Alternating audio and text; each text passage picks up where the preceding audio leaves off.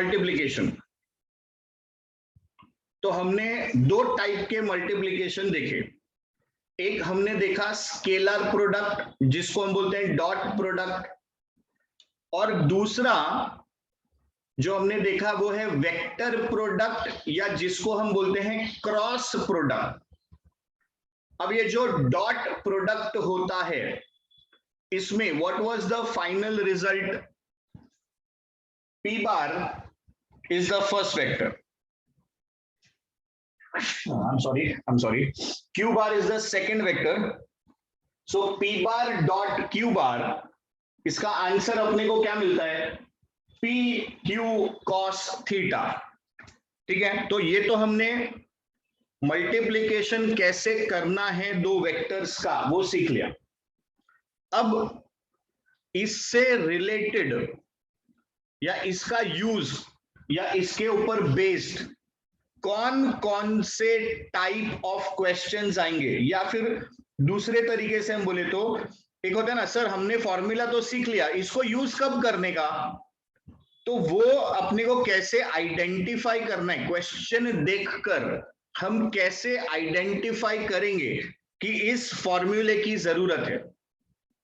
तो सबसे पहला आपका जो टाइप ऑफ क्वेश्चन है दैट विल बी, अगर वो आपको एंगल पूछे, find the angle between the two vectors, find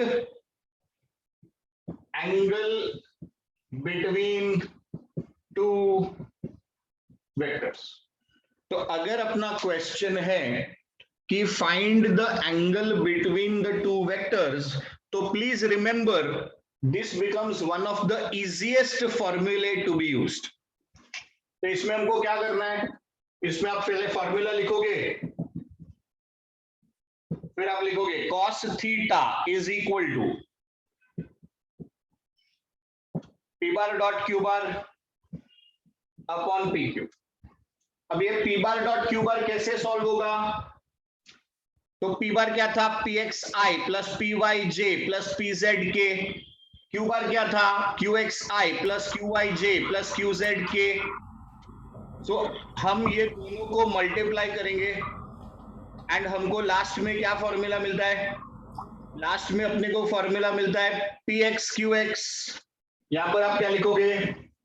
PX QX plus PY QY plus PZ QZ। What is P? It is going to be PX square plus PY square plus PZ square. इधर क्या आएगा? QX square QY square QZ square. और ये कहां पर दिया है? ये तो आपका क्वेश्चन है, आपको P बार दिया होगा, उसने आपको Q बार का वैल्यू दिया होगा, दैट इज IJK के टर्म्स में उसने आपको दिया होगा। तो डायरेक्टली आप इसको PX QX plus PY QY plus PZ QZ upon square root of PX square plus PY square plus PZ square into square root of QX square plus QY square plus QZ square. तो ये आप formula लिखोगे और आपको answer आ जाएगा। So this is application number 1। अब इसका application number 2 कैसे होता है? तो ये आपका फर्स्ट टाइप का क्वेश्चन। सेकेंड टाइप का क्वेश्चन जहां पर फॉर्मूले यूज करने होंगे, जैसे फॉर एग्जांपल आपको फोर्स दे दिया, आपको डिस्प्लेसमेंट दे दिया, आपको बोला वर्क डन निकालिए। तो जब आपको वर्क डन निकालना है, now this is knowledge also, obviously यहां पर थोड़ा नॉलेज भी रिक्वायर्ड है। नॉलेज क्या है? That W is equal to F bar dot S bar. अपने को क्या करना पड़ेगा यहाँ पे? फोर्स और डिस्प्लेसमेंट, इसका जो डॉट प्रोडक्ट होता है वो वर्क डन है। Work is equal to, see as students we remember, work is force into displacement. Force एक वेक्टर है, डिस्प्लेसमेंट दूसरा वेक्टर है। दो वेक्टर्स का मल्टीप्लिकेशन जब मुझे एक स्केलर क्वांटिटी देगा, वर्क डन मेरा कौन सा क्वांटिटी है? वर्क डन मेरा स्केलर क्वांटिटी है।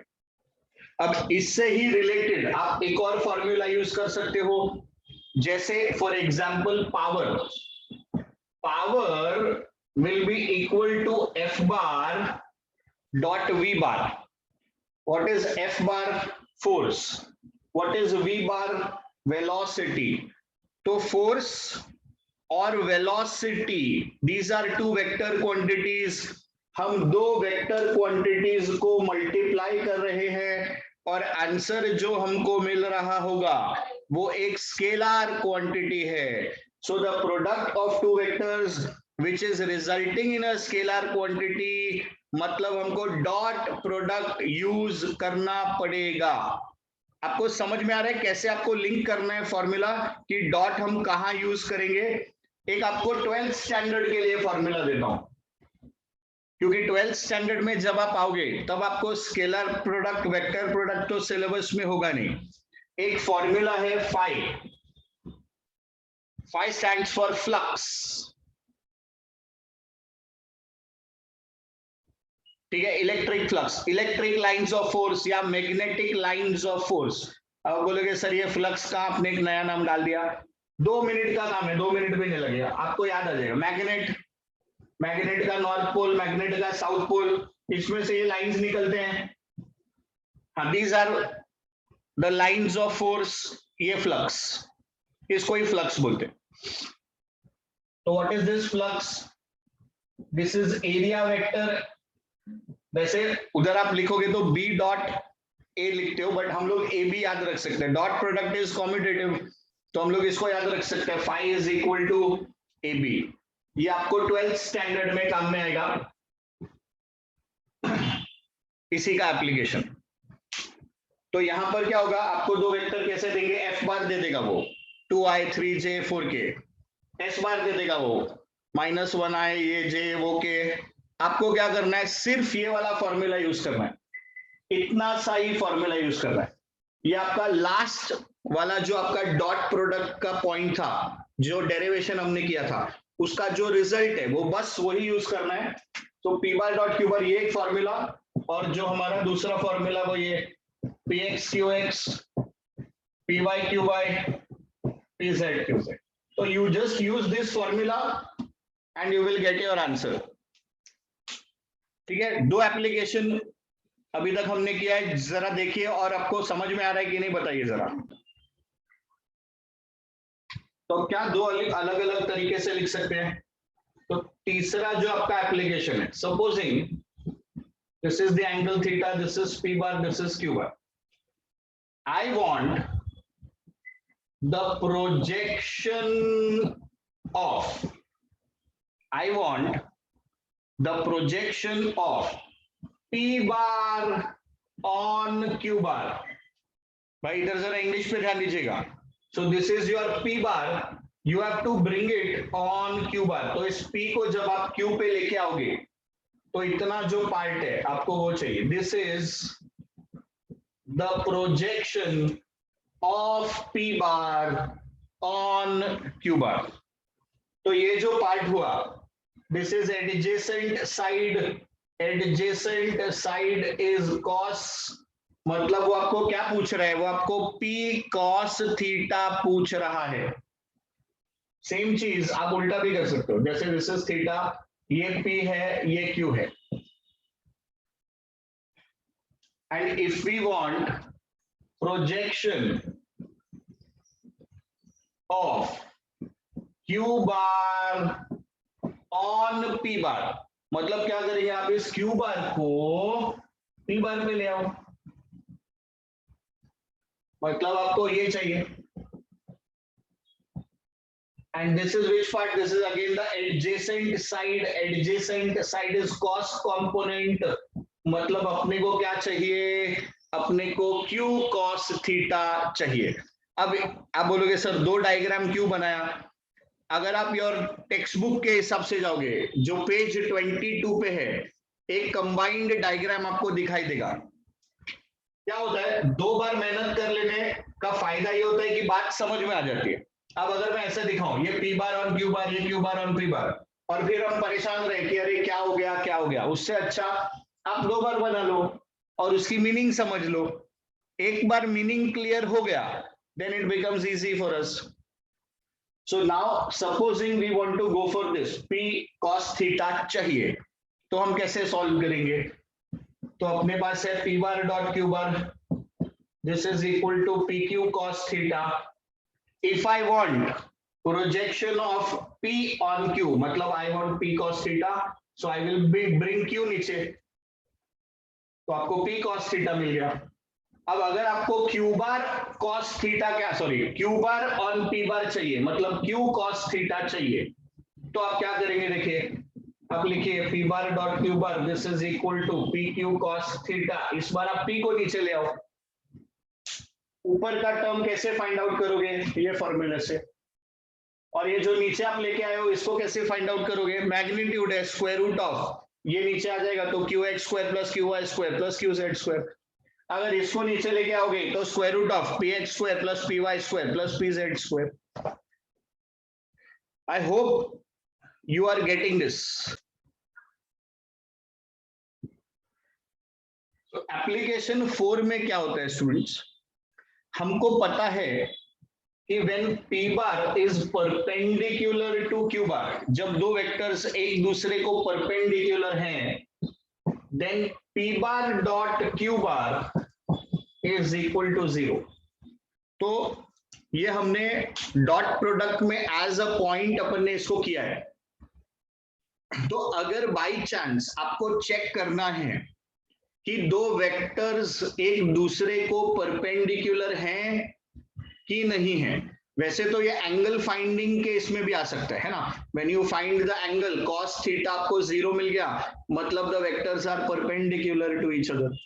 या फिर जैसे ही आप लेते हो px qx plus py qy plus pz qz और वो 0 निकल आया, मतलब the two vectors are perpendicular to each other. दोनों वेक्टर्स एक दूसरे को परपेंडिकुलर है. उसी तरीके से इसके अंदर ही एक और टाइप हो सकता है कि आपको एक अननोन टर्म दे दें और पहले से ही बता दे क्वेश्चन में कि दो वेक्टर्स हैं, दोनों परपेंडिकुलर हैं, the two vectors are perpendicular to each other, ऐसा वो आपको बता देगा क्वेश्चन में.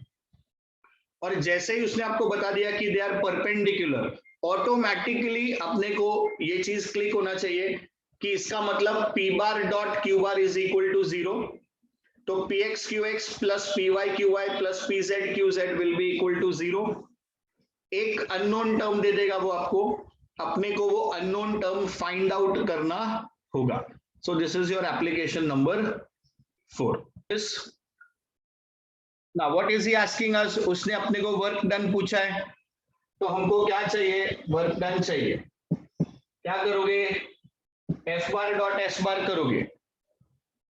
एफ लिखो, एस लिखो. नाउ कौन सा प्रॉपर्टी यूज करोगे? P X Q X plus P Y Q Y plus P Z Q Z, ये वाला प्रॉपर्टी यूज करेंगे हम लोग. That P bar dot Q bar is equal to, this is the formula that we will use. So let's use the formula.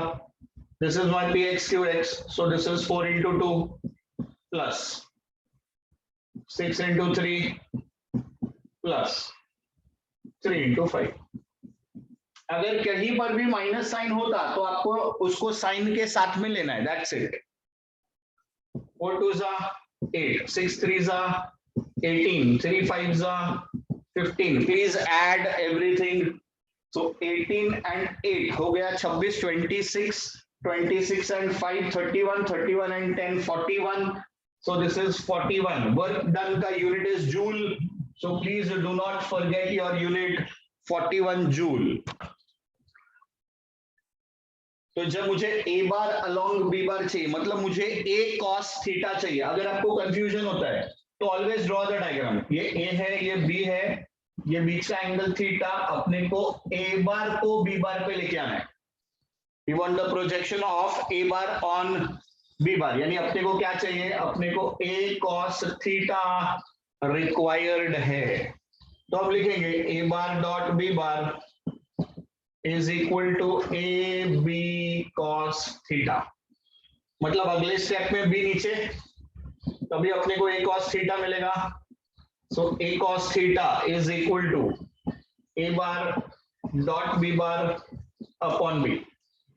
अब अगर हम formula के हिसाब से लिखें तो देखिए ए बार डॉट बी बार क्या है, आपको कैसे मिलेगा, A X B X plus A Y B Y plus A Z B Z. B bar के ये बी कैसे मिलेगा, magnitude, it is going to be B X square plus B Y square plus B Z square. Now just put your numbers and get your answer. ax bx ये दोनों multiply करो, 2 3s are 6 plus ay by 7 2s are 14 plus az bz 3 5 15 divided by square root of b चाहिए bx square, 3 square is 9, 2 square 4, 5 square 25. So this is 29 and 9, this is 38. So this gives me root 38. Here 6, this is 20 plus 15. So this is 35. So my final answer 35 root 38. This will be the final result. You can check it please. तो देखिए अब हम क्या करेंगे,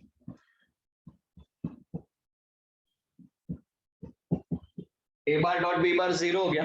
Why? Because they are perpendicular. It's a given part of the question. That means ax bx plus ay by plus az bz. All this is equal to 0. So what is this? This is 3a plus minus 2 into 2 plus 4 into minus 4. This is equal to 0. So we have 3a. This is minus 4. So let it be minus 4. Plus this is what? This is minus 16. Minus 16. This is equal to 0. अब आपको क्या करना है? अब आपको question सही लिखा है कि नहीं, इधर सिर्फ के है, ओके, सिर्फ के, 4 के ऊपर वाले के पास था, नीचे वाले के पास सिर्फ के है, राइट. तो ये आपका -1 है, तो 4 और ये आपका फिर से -4. चलिए कॉपी क्वेश्चन कॉपी करने में गड़बड़ कर दिया था मैंने, ये -4 इधर लिख दिया था. तो देखिए इधर आपके पास आ जाएगा 3a minus 8. This is equal to 0. So 3a is equal to plus 8. And therefore a is equal to 8 by 3. तो ये आपका फाइनल रिजल्ट, आपने अननोन वैल्यू फाइंड आउट कर लिया है.